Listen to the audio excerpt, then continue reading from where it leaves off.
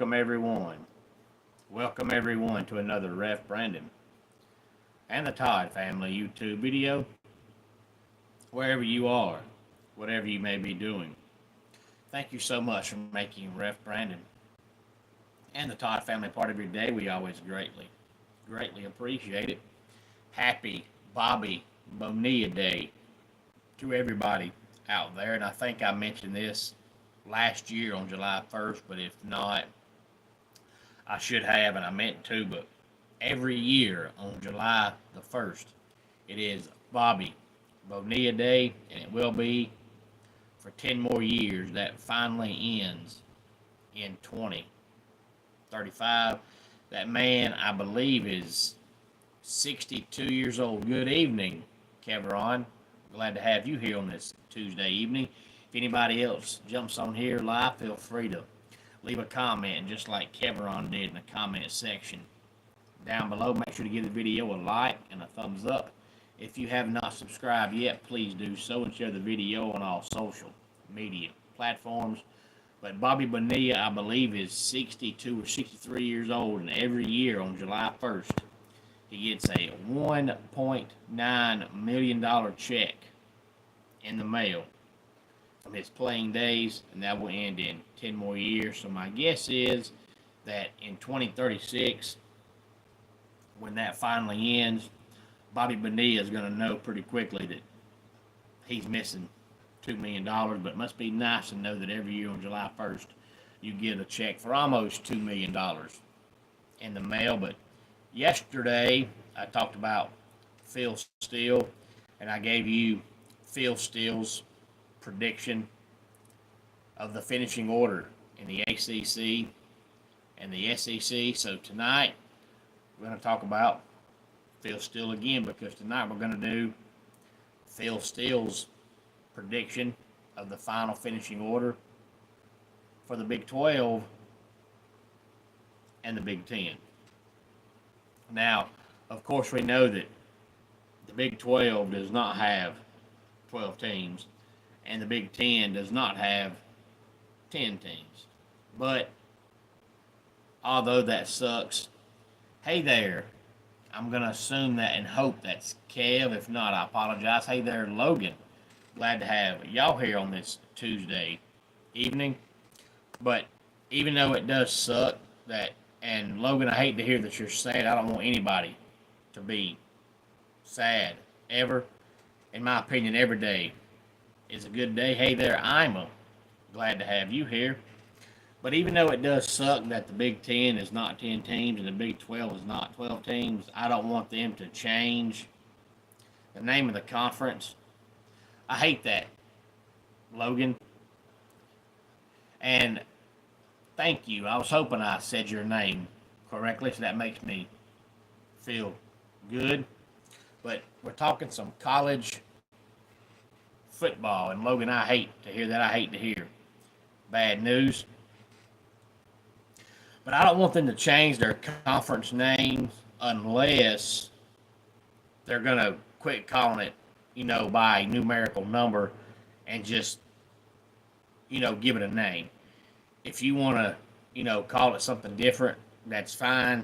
But, don't change it to whatever your current number is in the conference, because then if anybody else comes along, you got to change it again. If anybody else leaves, you got to change it again. So either just stick with the Big 10 and Big 12, even though it's not 10 and 12 teams, or call it a conference name that does not include a number. But let's start with the Big 12. And believe it or not, Phil Steele has Baylor winning the Big 12. Now, back in the day when they had Bryles, they were, a top 5 or top 10 team for a while.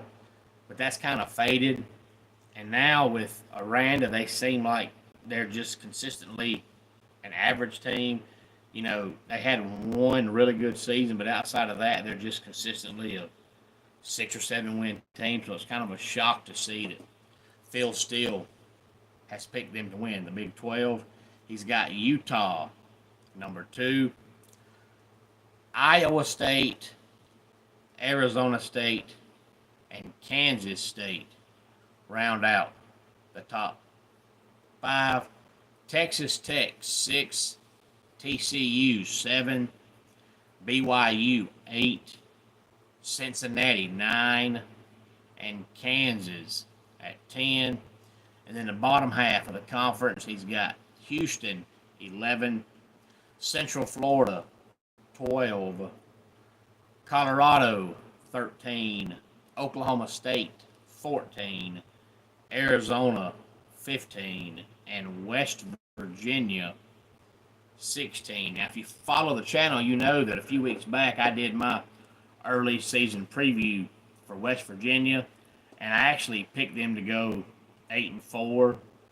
But I said in the video that I could see 7-5 or I could see 9-3, so I would kind of go in the middle and go with 8-4. But Phil still has them finishing 16th out of 16 teams, so he definitely does not believe what I believe. And I know their roster top to bottom, if you look at it, it's just not very good. But, Rich Rodriguez is a proven winner, so it's hard for me to believe that he's going to come in there and only win 4 or 5 games. But if they do finish dead last, like Phil still says they will, then they're only going to win 4 or 5 games. Hey there, Hannah. Glad to have you here on this Tuesday evening. All of you here live, feel free to, if you have not subscribed, please do so and give the video a like and a thumbs up. But seeing Oklahoma State down there, at 14 out of 16 teams is a shock. But, Mike Gundy, for the most part, has turned the Cowboys into a winning program. But they were 0-9 last year in the Big 12. I don't know what happened. They were supposed to be, another 7 or 8 win team, which is what they normally do under Mike Gundy. And last year, they were just absolutely hideous. But Phil Still's got them 14 again this year, so not far from the bottom. So maybe he's got them winning 1 or 2 conference games. But if they're down there and they have another year like last year or close to last year, you might hear some rumblings for Mike Gundy. He's been there a long time and had the most success, over a long period of time that Oklahoma State's ever had. But a lot of the people there just don't like him because they feel like he's just stuck in mediocrity. But don't get me wrong, 8-4, 9-3 is better than going 5-7 or 6-6. But you know how it is as a fan. If you're only going 4-8, then you'll love to go 8-4. But once you get to 8-4, you're not going to want to stay at 8-4. Once you get to 8-4, you're going to want to get to 9-3. And once you get to 9-3, you're going to want to get to 10-2. That's just how, as fans, we are. If we're terrible, we just want to have a 500 season. Once you get to 500, you want a winning season. Once you get a winning season, you want a 10-win season. That's just how we are as fans. We're never satisfied. So if Mike Gundy took over the program last year and he goes 6-6, that's good. But you've been there 20-plus years, and you're still only going 7-5 or 8-4. To most fans, that ain't good enough. You got to do better. But if I was an Oklahoma State fan, I'd be satisfied with 8-4 because before they got Mike Gundy, they could not consistently win 8 games a year. But let's talk about the Big Ten. Of course, the Big Ten is 18 teams. Penn State is going to win the Big Ten according to Phil Steele.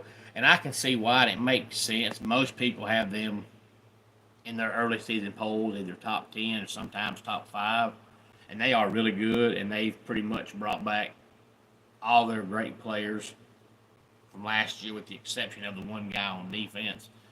But most people are still hesitant on Penn State because most folks still don't believe that James Franklin can win a big game, but he could still win the Big Ten in the regular season, and he could still go to the playoffs and be undefeated and then choke in the first round of the playoffs. So you could see Penn State winning the Big Ten regular season, but that means nothing when it comes to the playoffs. Ohio State, number 2. Oregon, 3. Michigan, 4. And Illinois, 5.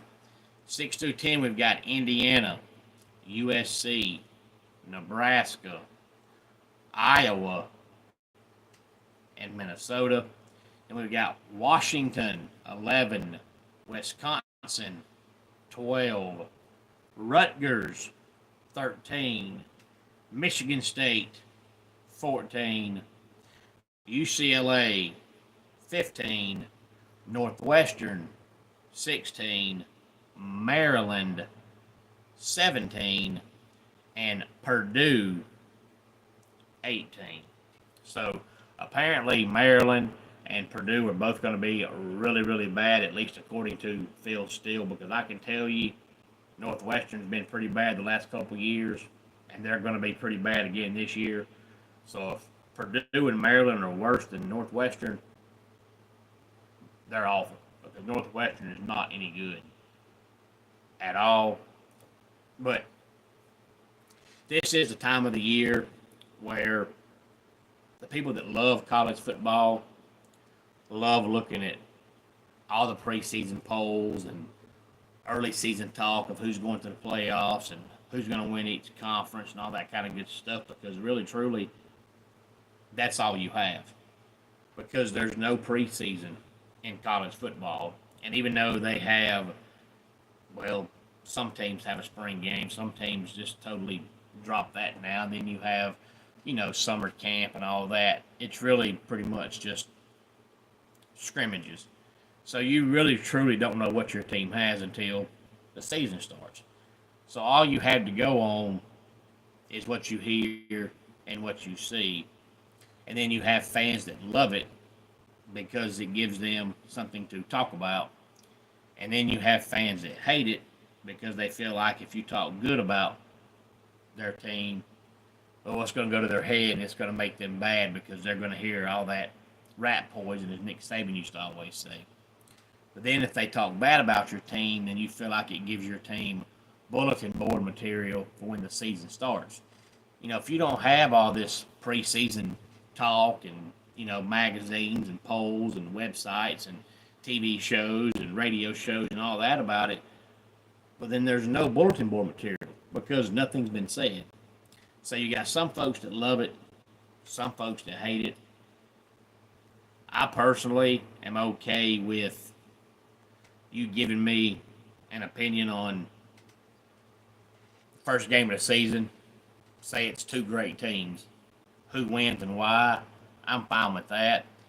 But if somebody starts telling me who they think is going to the playoffs, I listen or I read it and I hear it, but I don't put much stock into it because you don't know.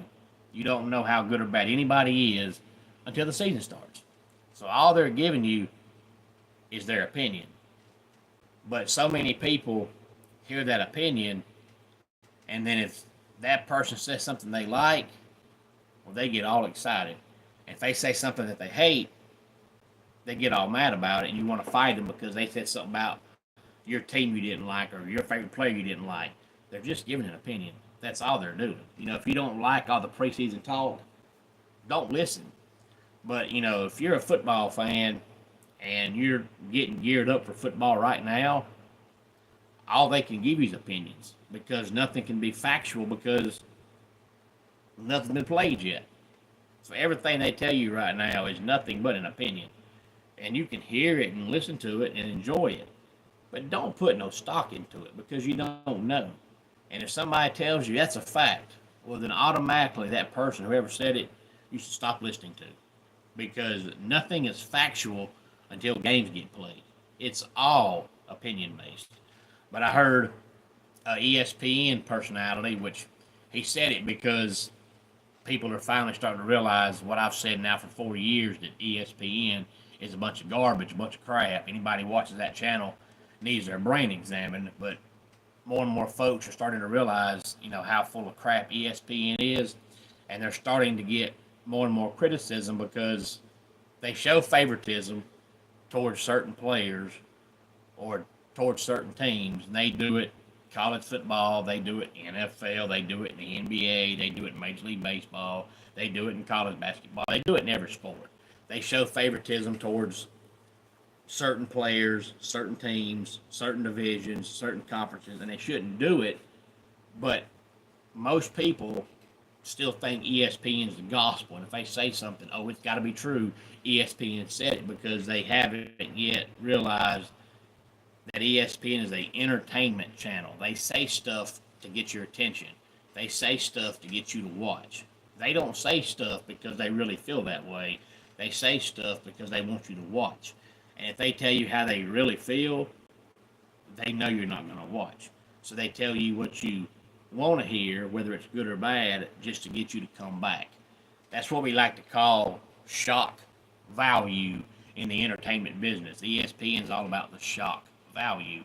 But more and more people are starting to realize that they're full of crap, so they're getting criticized.